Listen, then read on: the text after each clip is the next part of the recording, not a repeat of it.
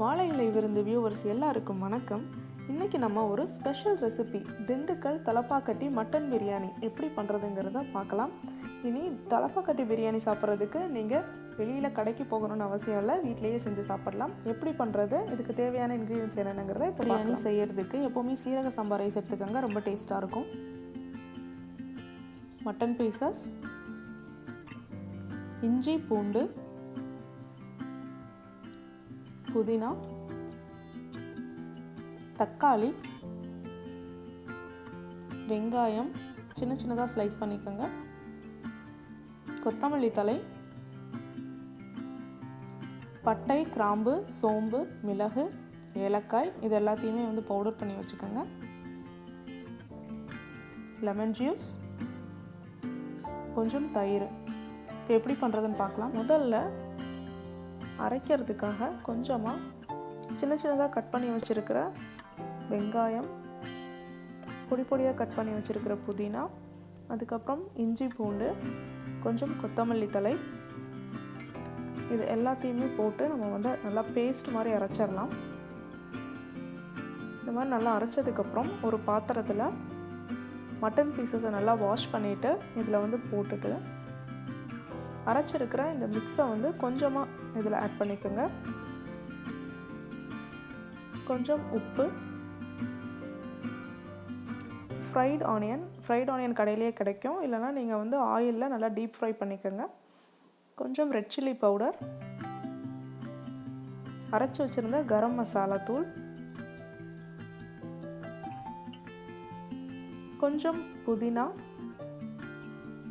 கொஞ்சம் மஞ்சள் தூள், இது கறி மசாலா. இது எல்லாத்தையுமே நல்லா மிக்ஸ் பண்ணி விட்டு மட்டன் பீசஸில் நல்லா படுற மாதிரி நல்லா மசாஜ் பண்ணி விடுங்க. இந்த மாதிரி நல்லா மிக்ஸ் பண்ணதுக்கப்புறம் அட்லீஸ்ட் ஒரு 1 மினிட்டாவது கண்டினியூஸாக மிக்ஸ் பண்ணிக்கோங்க. மிக்ஸ் பண்ணதுக்கப்புறம் ஒரு தக்காளியில் ஹாஃப் தக்காளி எடுத்துகிட்டு அதனுடைய ஜூஸ் நல்லா இதில் படுற மாதிரி நல்லா மிக்ஸ் பண்ணிடுங்க. பண்ணதுக்கப்புறம் ஒரு 2 ஸ்பூன் தயிர் இதில் ஆட் பண்ணிவிட்டு கொஞ்சம் மல்லித்தூள், அதுக்கப்புறம் மறுபடியும் கொஞ்சமாக ஃப்ரைட் ஆனியன் ஆட் பண்ணிவிட்டு இதையும் நல்லா மிக்ஸ் பண்ணிடலாம். இந்த மாதிரி நல்லா மிக்ஸ் பண்ணிவிட்டு ஒரு 10 மினிட்ஸ் வச்சுட்டிங்கன்னா இதில் இருக்கிற அந்த ஸ்பைசஸோடது ப்ளஸ் மசாலா எல்லாமே மட்டனில் நல்லா இறங்கிரும். இப்போ பாத்திரத்தில் கொஞ்சமாக தேங்காய் எண்ணெய், அதுக்கப்புறம் கொஞ்சம் ஒரு 2லேருந்து 3 ஸ்பூன் நெய் விட்டுக்கோங்க. இப்போ அது நல்லா சூடானதுக்கப்புறம் ஸ்லைஸாக கட் பண்ணி வச்சுருக்கிற பெரிய வெங்காயத்தை ஆட் பண்ணிக்கோங்க. வெங்காயம் நல்லா வதங்கணும்.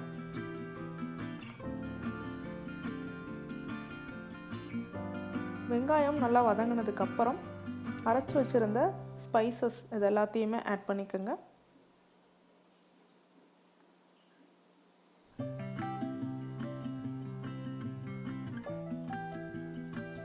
இதை ஆட் பண்ணதுக்கப்புறம் நல்லா மிக்ஸ் பண்ணி விடுங்க. மிக்ஸ் பண்ணிவிட்டு ஒரு 2லேருந்து 3 பிரியாணி இலை இதில் ஆட் பண்ணிவிட்டு இதையும் நல்லா மிக்ஸ் பண்ணி விடுங்க. இப்போ 1 ஸ்பூன் ஜிஞ்சர் கார்லிக் பேஸ்ட்டை இதில் நல்லா ஆட் பண்ணிவிட்டு பச்சை வாசனை போகிற வரைக்கும் நல்லா மிக்ஸ் பண்ணி விடுங்க.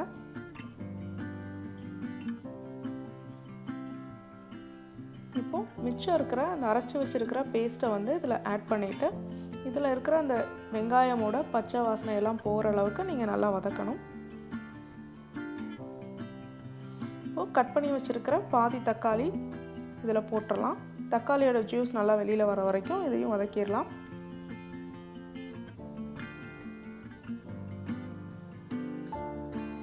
ஆல்மோஸ்ட் ரெடி ஆயிடுச்சு.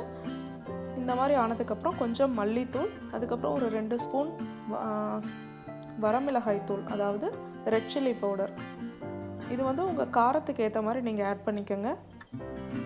கம்மியாக சாப்பிடுவீங்கன்னா கம்மியாக ஆட் பண்ணிக்கோங்க. இதையும் நல்லா மிக்ஸ் பண்ணி விடுங்க. இது போடும்போது பார்த்து போடுங்க, ஏன்னா ஆல்ரெடி நம்ம மட்டன் பீசஸ்லேயும் ஆட் பண்ணியிருக்கோம். இப்போது இதுக்கு தேவையான அளவு உப்பு ஆட் பண்ணிவிட்டு நல்லா மிக்ஸ் பண்ணி விடுங்க. இது எண்ணெய் பிரிஞ்சு வர அளவுக்கு நம்ம நல்லா வதக்கி விடணும். பொடி பொடியாக கட் பண்ணியிருக்கிற கொத்தமல்லி தழையும் கொஞ்சம் புதினாவும் இதில் ஆட் பண்ணிடலாம்.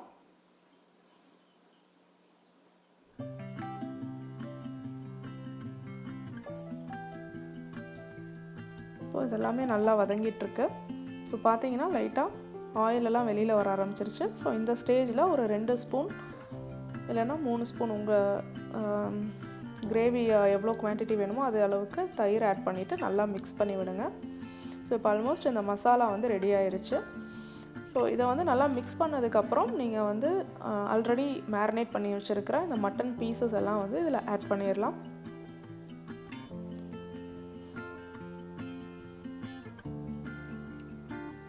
இப்போ இது எல்லாத்தையுமே ஆட் பண்ணிவிட்டு நல்லா மிக்ஸ் பண்ணி விடுங்க.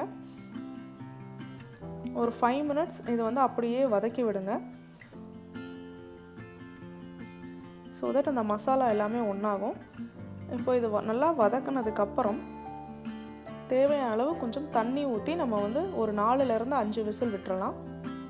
இப்போ நான் வந்து இன்றைக்கி 2 டம்ளர் ரைஸ் எடுத்துருக்கனால 3 டம்ளர் தண்ணி ஊற்ற போகிறேன். ரேஷியோ வந்து 1 கப் அரிசிக்கு 1.5 கப் தண்ணி ஊற்றிக்கோங்க. ஸோ 3 டம்ளர் தண்ணி ஊற்றிட்டு ஒரு ஹாஃப் லெமன் எடுத்து அதோட ஜூஸை வந்து புழிஞ்சு விட்டுக்கோங்க.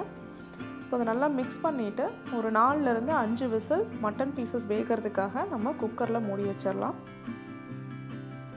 இப்போ பார்த்திங்கன்னா நான் வந்து ஒரு 5 விசில் விட்டுருக்கேன். இப்போ மட்டன் பீசஸ் எல்லாம் நல்லா வெந்துருச்சு. எண்ணெயும் வந்து பார்த்திங்கன்னா மேலே வந்து இந்த மாதிரி பிரிஞ்சு வந்திருக்கும். ஸோ இப்போ வந்து நம்ம சீரக சம்பா ரைஸை வந்து இதில் போட்டுடலாம். இப்போ குக்கரில் நீங்கள் வைக்கிறீங்கன்னா இதை வந்து ஜஸ்ட் ஒரு 2 விசில் வந்ததுக்கப்புறம் நீங்கள் இறக்குனீங்கனாலே நல்லா வெந்துடும்.